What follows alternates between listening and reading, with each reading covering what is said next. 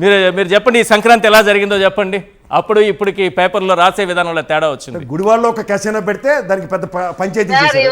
రాష్ట్రం అంతా క్యాసినోలే కదా. రైట్, ఒక 2 minutes లో చెప్పండి, మళ్ళీ శేఖర్ రెడ్డి గారు చెప్పాలి ప్లీజ్, సమయం వేస్ట్ అయిపోతుంది.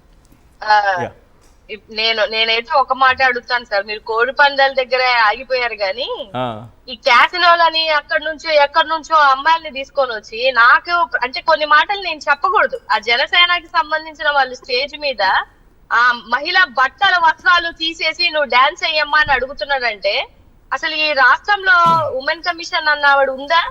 హోంమంత్రి ఉందా? వాళ్ళ మీద యాక్షన్లు లేవా? వాళ్ళని ఎవరు ప్రశ్నించారా?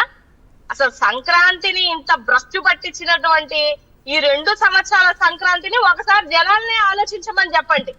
మహిళలు సాంప్రదాయము పద్ధతులు అని చెప్తున్నటువంటి ఈ మన రాష్ట్రంలో పక్క ఊరు నుంచి పక్క రాష్ట్రంలో నుంచి వచ్చి ఇక్కడ ఏమి క్యాసినోలు డాన్స్లని అడ్డగోలుగా ఎలా పడితే అలా మహిళలని కూడా లేకుండా కించపరుస్తూ బట్టలు ఇప్పటికంటమ్మా అని చెప్పినటువంటి సాంప్రదాయాలు ఈ కూటమి ప్రభుత్వంలోనే చూశాను సార్.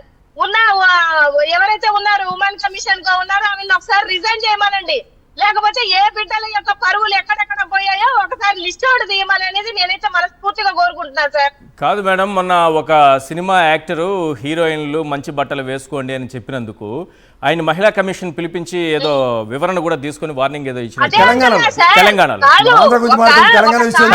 గుర్తు చేస్తున్నా. ఇక్కడ బట్టలు ఇప్పేయండి అని చెప్తున్నారు ప్రజాప్రతినిధులే, బట్టలు ఇప్పేసి డాన్స్ చేయమంటున్నారు. పవన్ కళ్యాణ్ ఆడపిల్లల మీద ఏదైనా జరిగితే అన్నాడు కదా, మరి వాళ్ళ నాయకుడే కదా ఆడపిల్లల మీద దైత్యం చేస్తుంటే ఎందుకు మాట్లాడుతున్నాడు? మాడవలసింది పవన్ కళ్యాణ్ కదా. వాళ్ళని అలాంటి వాళ్ళని క్వశ్చన్ చేయరు. ఏంది ఇలా సనాతన ధర్మం ఏం చెప్తుంది? బట్టలు ఇప్పది ఏమని చెప్తుందా సనాతన ధర్మం? వీటి మీద ప్రశ్నించారా? శేఖర్ రెడ్డి గారు ఒక 30 seconds ప్లీజ్. సార్, కోళ్ల పందాలు, గుండాట, పేకాట, జోదం, క్యాషినో, రికార్డింగ్ డాన్సులతో సంక్రాంతి సంబరాలు అంబరాన్ని అంటే సార్ ఆంధ్రప్రదేశ్ లో వాటి ఏటికి పోలీసులు అడ్డు చెప్పలేదు సార్.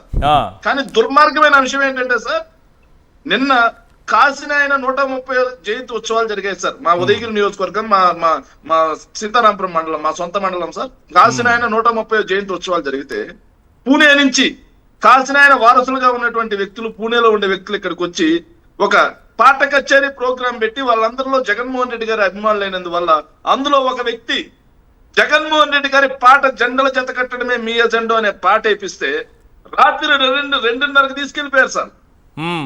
రాత్రి 2:30కి తీసుకెళ్లి ఇప్పటివరకు స్టేషన్ లో పెట్టున్నారు.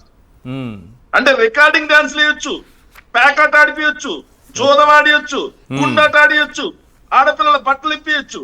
కానీ జగన్మోహన్ రెడ్డి గారి పాట పడితే ఇది చట్ట వ్యతిరేకం అయిపోయింది సార్, సంఘ విద్రోహం అయిపోయింది సార్.